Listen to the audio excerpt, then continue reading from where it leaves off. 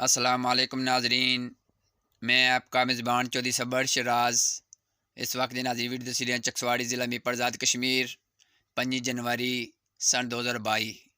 ناظرین، نائب تحصیلدار صاحب سلام گڑھ چکسواڑی چودھری ایوب صاحب نے چکسواڑی 18 جنوری دورہ آیا سی۔